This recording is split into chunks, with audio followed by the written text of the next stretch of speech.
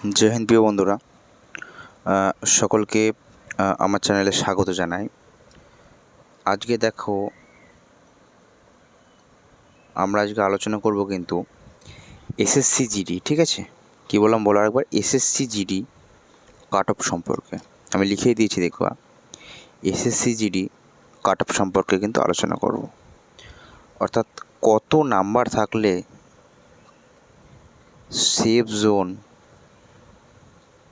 কত নাম্বার থাকলে তুমি সেফ জোনে থাকতে পারবে, ঠিক আছে? সেই সংক্রান্ত জিনিস নিয়েও কিন্তু আলোচনা করব, ঠিক আছে? তো একটাই রিকোয়েস্ট সকলকে, প্রথম থেকে শেষ পর্যন্ত ভিডিওটা দেখো, তাহলে কিন্তু বুঝতে পারবা যে জিনিসগুলো কীভাবে বলবো, কোন মূল পয়েন্টগুলো বলবো, ঠিক আছে? সেই জিনিসগুলো কিন্তু তোমরা একটু ধৈর্য ধরে শোনো, জিনিসগুলো তোমরা কিন্তু সবই বুঝতে পারবা।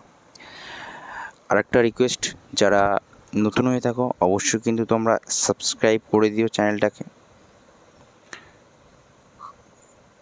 সাবস্ক্রাইব করে দিও এবং পাশে থাকা বেল আইকনটি প্রেস করে দিও, যাতে আরও সুন্দর সুন্দর ভিডিও তোমাদের কাছে পাওয়ার জন্য। তো দেখো, আমি একটা কথা বলি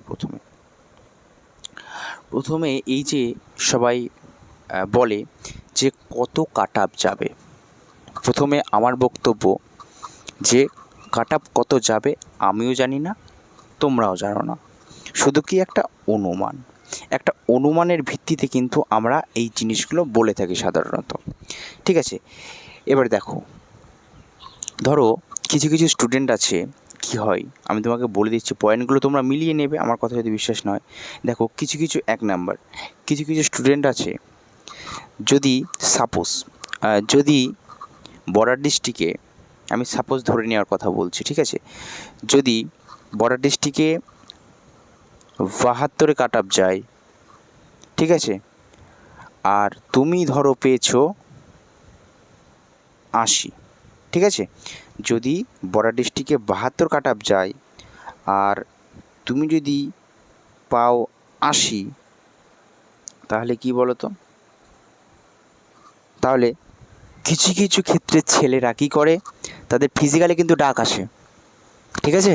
তাদের ফিজিক্যালি কিন্তু ডাক আসে, কিন্তু তারা ফিজিক্যালে যায় না। বোঝা গেল 1 নম্বর পয়েন্টটা। আচ্ছা, 2 নম্বর পয়েন্ট এবার আসি। তাহলে কি হলো, তাদের সিটগুলো কিন্তু খালি হয়ে গেল।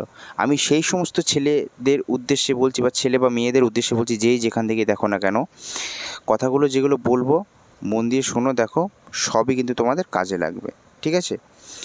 তাহলে সেই ছেলেটা তো গেল না। এবার কি হয় দেখো, সেই ছেলেটা যদি না যায়, এই জিনিসগুলো কিন্তু তারা ভুল করে। সেই ছেলেটা যদি না যায়, তার কিন্তু একটা এক্সপিরিয়েন্স হচ্ছে না, যে কীভাবে আমার দৌড় করাবে, কীভাবে কী করতে পারবো, সব কিছু কিন্তু একটা এক্সপিরিয়েন্সের মাধ্যমে কিন্তু হয়। বোঝা গেল কথাগুলো? তাহলে সে যদি না যায়, তাহলে সে জানছে যে আমার চাকরি এবার হবে না, তাহলে আমাকে পরের বার নিশ্চয়ই বাঁধাতে হবে চাকরিটা। সেই কারণের জন্য সে যদি এই জিনিসগুলো না দেখে আসে, তাহলে তার এক্সপিরিয়েন্সটা তাহলে যাবে কোথায়?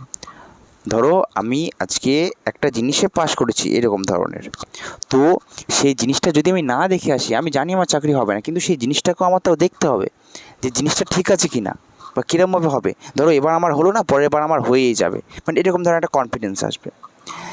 2 নম্বর ক্ষেত্রে, মানে যে কন্ডিশনগুলো, 2 নম্বর ক্ষেত্রে,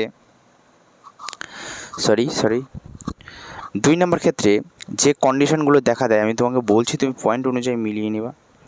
কিছু কিছু স্টুডেন্ট দেখবা, তারা কিন্তু সিজিএল, সিএইচএসএল, এমটিএস এর তৈয়ারি কিন্তু করে, ঠিক আছে?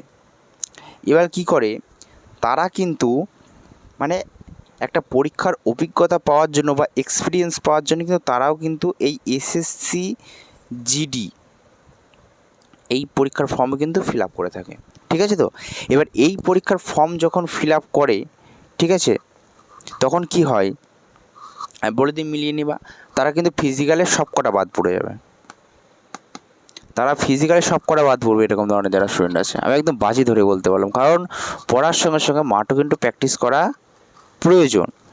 শুধুমাত্র দুদিন গিয়ে দৌড়ালাম, ওতে কিন্তু 5 কিলোমিটার পাস করা যায় না, অবশ্যই কিন্তু প্র্যাকটিসের প্রয়োজন। আর হ্যাঁ, তোমার সঙ্গে তোমার ভাগ্যকেও কিন্তু থাকতে হবে। এবার আমি যেটা বলবো কাট আপ সম্পর্কে, দেখো আমি একটা কথা বলে দিই, আমি আবারও আগেও বলে দিলাম যে এই কাট আপে যে যাবে এমন কোনো কিন্তু কথা না, কিন্তু সেফ জোন, কাট আপ আলাদা, সেফ জোন আলাদা। আমি সেফ জোনটা বলে দিচ্ছি। সেফ জোন তোমার কত থাকতে পারে, দেখো তুমি যদি যে কাট আপ গিয়েছে, যে ডিস্ট্রিক্টে হোক, যে ডিস্ট্রিক্ট থেকেই হোক না কেন, ঠিক আছে, চাহে ও নকশালি हो, यानी कि बॉर्डर डिस्ट्रिक्ट से हो, हाँ ठीक है, एकदम जनरल डिस्ट्रिक्ट से हो, कोई भी डिस्ट्रिक्ट से हो ना, उसका 15 से 20, ঠিক আছে না, 15 से 20, 15 থেকে 20 নাম্বার যদি বেশি থাকে তুমি ভাই সেফ জোনে আসো, ঠিক আছে, তুমি ভাই সেফ জোনে, বা 20 থেকে 25, এটাও আমি দিয়ে দিলাম, কারণ আমিও জানি না কাট আপ, তুমিও জানো না, আমি ভালোভাবে একটু লিখে দিই, দাঁড়াও।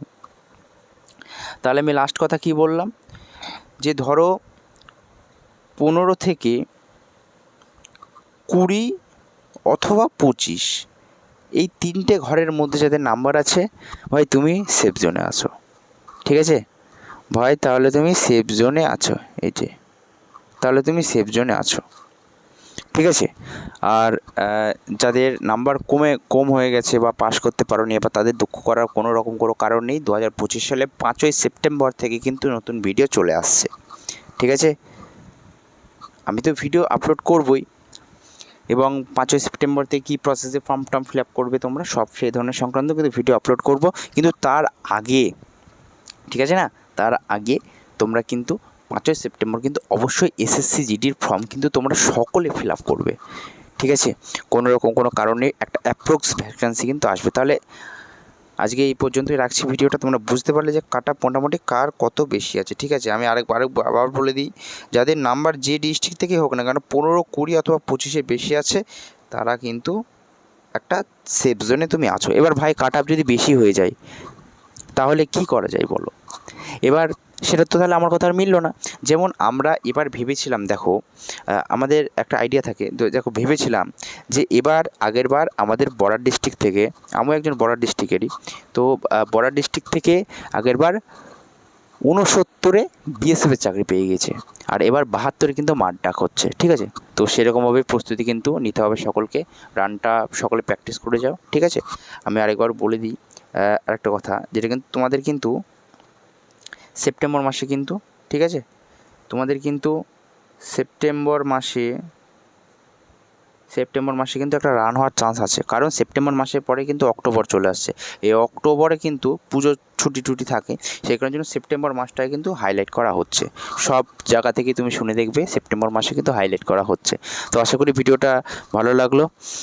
আরও এরকম চাকরি সংক্রান্ত গুরুত্বপূর্ণ ভিডিও পাওয়ার জন্য অবশ্যই তোমরা চ্যানেলটাকে সাবস্ক্রাইব করে দাও এবং পাশে থাকা বেল আইকনটি প্রেস করে দাও, সুন্দর সুন্দর ভিডিও তোমরা পাবে, এবং কখন কোন চাকরির ফর্ম বেরোচ্ছে, কবে লাস্ট ডেট, সেই সংক্রান্ত ভিডিও কিন্তু তোমরা পাবে। তো আশা করি কথাটা ভালো লাগলো।